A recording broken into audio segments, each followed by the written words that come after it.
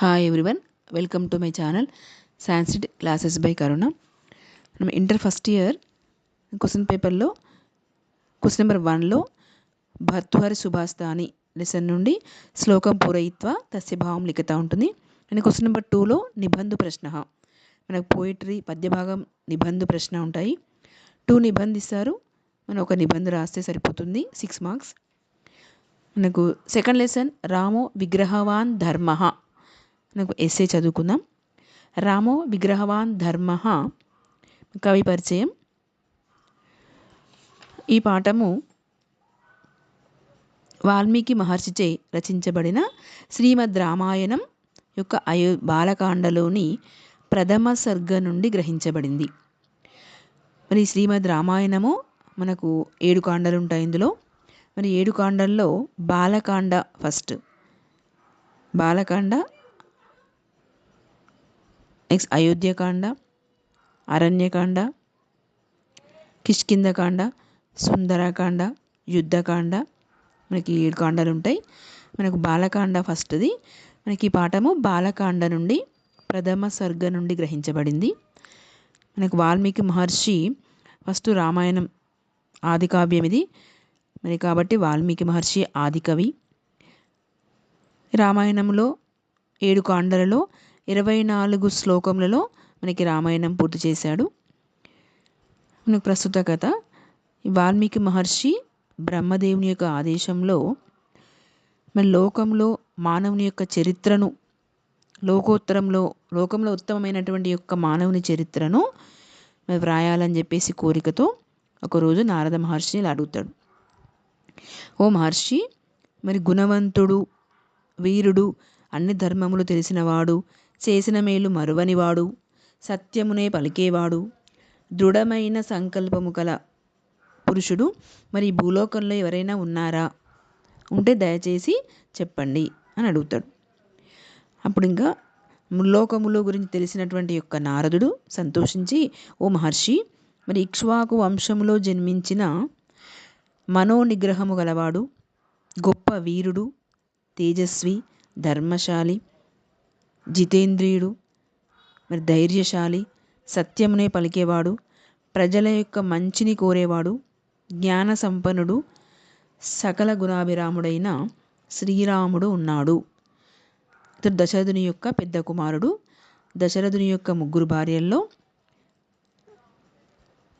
First భార్య అయినటువంటి యొక్క కౌసల్య కుమారుడైన, రెండవ భార్య సుమిత్ర, లక్ష్మణుడు కుమారుడు, నెక్స్ట్ 3వ భార్య కైకేయి, భరతుడు, శత్రుఘ్నుడు. మరి ఈ విధంగా తన యొక్క పెద్ద భార్య కుమారుడైనటువంటి యొక్క రాముడు ఉన్నాడు అని చెప్పేసి చెప్తాడు.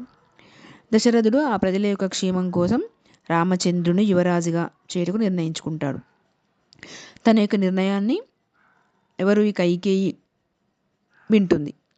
విని తన యొక్క కైకేయి వెంబడే మరి తనకు పూర్వము దశరథుడు తనకిచ్చినటువంటి యొక్క 2 వరములను గుర్తు చేసి ఆ వరములు నాకు ఇవ్వమని చెప్పేసి కోరుతుంది.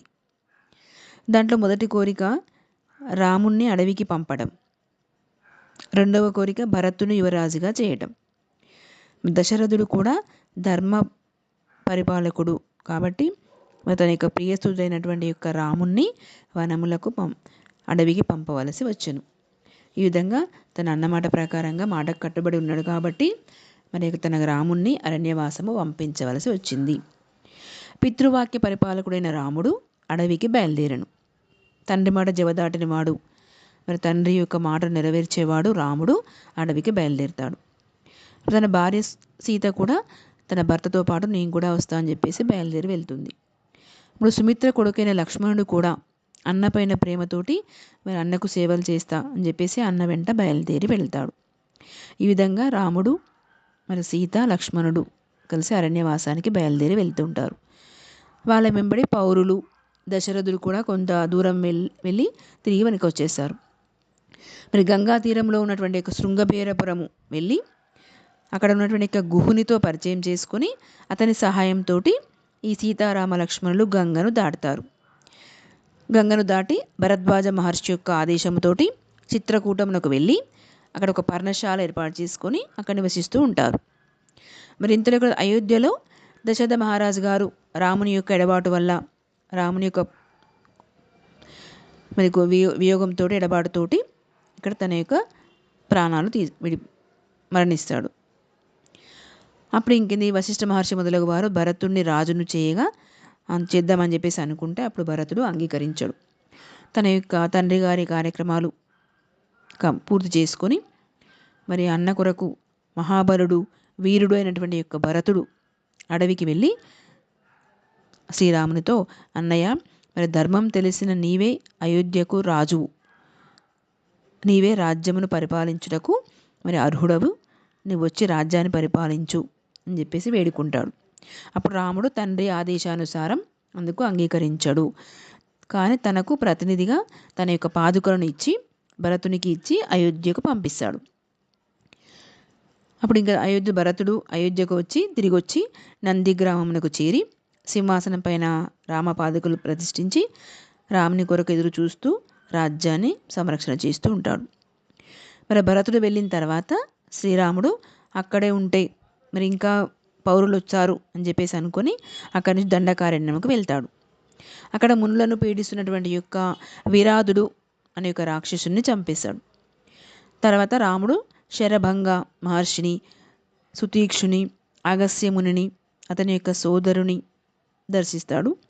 అప్పుడు అగస్త్య మహర్షి తన యొక్క ఆదేశానుసారం ఆయన నుండి ఇంద్రచాపమును, ఖడ్గమును మరి కొన్ని బాణాలు ప్రయోగించిన తరగని యొక్క అమ్ముల పొదను గ్రహిస్తాడు.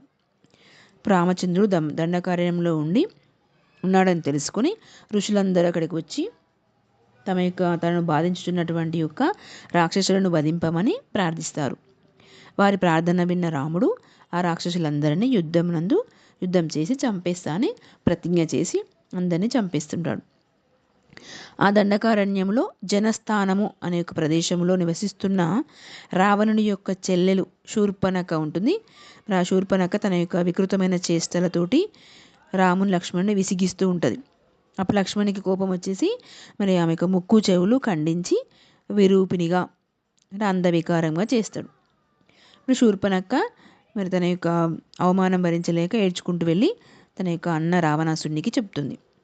రావణాసుడు తన యొక్క చెల్లెను అవమానించినటువంటి యొక్క రాముణ్ణి మరి చంపమని చెప్పేసి యుద్ధం చేసి చంపమని మరి కరుడు, దూషణుడు, త్రిశరుడు అనే యొక్క రాక్షసుల్ని 14,000 మంది రాక్షసుల్ని రామునిపైకి దండయాత్రకు పంపిస్తాడు. మరి రాముడు వాళ్ళతో యుద్ధం చేసి మరి అందరినీ యుద్ధంలో ఒకే బాణంతో అందరు రాక్షసులందరినీ చంపేస్తాడు. మరి ఈ విధంగా తండ్రి మాటను విన్న ఆదర్శపుత్రునిగా, సోదరునిగా, మునులకు రక్షణగా ఉండి తన ధర్మాన్ని నిర్వర్తించాడు. ఈ విధంగా రాముడు మరి అన్ని గుణాలు కలిగి సకల గుణ సంపన్నుడుగా మంచి ధర్మ పరిపాలకుడుగా పేరు తెచ్చుకున్నాడు. ఇది రామో విగ్రహవాన్ ధర్మ. రాముడు ఒక మూర్తిభవించినటువంటి యొక్క ధర్మముతో నిలిచాడు. ఈ విధంగా రాముడు ధర్మవాక్య పరిపాలకుడు, పితృవాక్య పరిపాలకుడుగా, ధర్మ ఆచరించేవాడిగా లోకంలో నిలిచిపోయాడు. ఇది రామో విగ్రహవాన్ ధర్మ. మీరు ఈ పాఠం మీరు తెలుగులో రాయొచ్చు, మీరు ఈ పాఠము మీరు ఇంగ్లీష్లో కూడా రాయొచ్చు. About the poet, the present lesson Ramo Vigrahan Dharmaha is extracted from the first canto Balakanda of Ramayana, written by Valmiki Maharshi. About the story, sage Valmiki met Narada Maharshi and asked him, "O divine sage, is there person with all virtuous qualities on the earth?" Narada replied that Sri Rama, who was born on son of Kausalya and Dasharatha, was the embodiment of all virtues. He is also human from wretchedness. King Dasharatha observed all great qualities, including respecting him in Sri Rama ever since he was a child. He wanted to make him the future king and declared his decision accordingly. Kaikeyi listened to it. She was taken aback.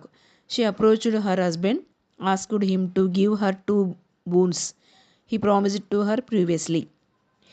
One, Rama sending Sri Rama to forest to live there, and the second was to coronate her son Bharata as the king of Ayodhya.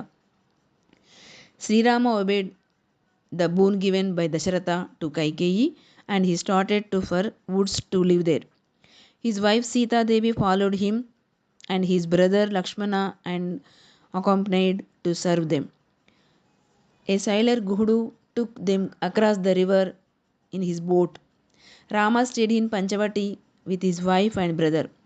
King Dasharatha, unable to bear his separation from his son Rama, died.